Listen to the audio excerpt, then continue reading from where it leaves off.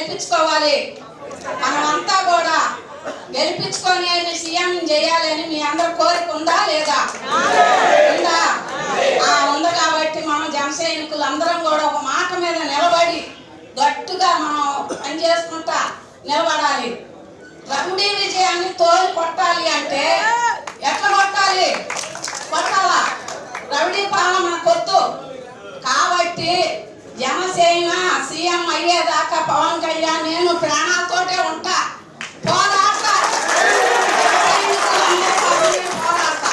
కానీ అవినీతి కాడ మాత్రమే బాగా మాట్లాడతా, అవినీతి జరిగే కాడ జరగనివ్వను.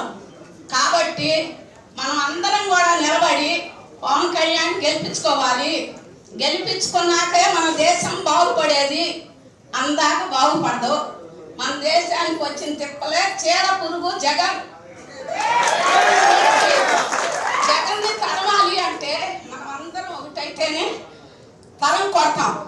కాబట్టి ఆయన దగ్గర ఉన్న చీడ పురుగులు కూడా మంచివాళ్ళు కాదు. డబ్బులు ఇస్తే ఎంత మాట్లాడుతున్నారు. కానీ డబ్బులు లేకుండా ఏమి లేకుండా అవినీతిని అరికట్టాలంటే నేను మాట్లాడతాను. నేను మాత్రం ఒప్పుకోను. జనసేన గెలవాలి. మనం అందరం నిలబడి పవన్ కళ్యాణ్ని గెలిపించుకోవాలి. అది నా పోరాటం. నా ఊరికి ఉన్నంత బట్టి కూడా నేను జనసేన కోసం పోరాటం.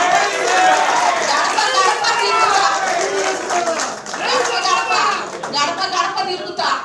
గడప ఎక్కి మరీ నొక్కి చెప్తా వాళ్ళందరికీ అమ్మ మారండి.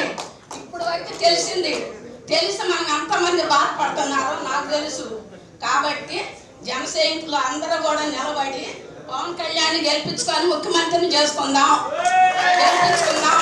అదొక్క దానికోసం మరి డబ్బులు పంచినా వద్దు, మనకి తీసుకోవద్దు. వాళ్ళు వేలు పంచని ఏమని పంచని అవి తెచ్చి మన ఎత్తినే వేస్తాడు. అవసరమా మనకి? అవి వస్తే ఇవాళ వస్తాయి, రేపు పోతాయి. జీవితం అంతా పెరిగి రేట్లు టమాటా ఎంత 200 కూరగాయలు ఎంత అమ్ముతున్నాయి, కరెంటు బిల్లు ఎంత పెంచాడు. ఇవన్నీ తెలుసుకొని జనం జాగ్రత్తగా మనం పవన్ కళ్యాణ్ని కాపాడుకుందాం, ఎక్కించుకుందాం.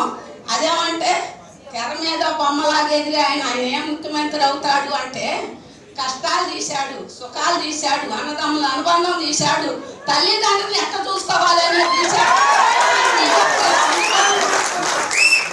ప్రతి ఒక్క సినిమా కూడా ఏమన్నా ఉందా తప్పు?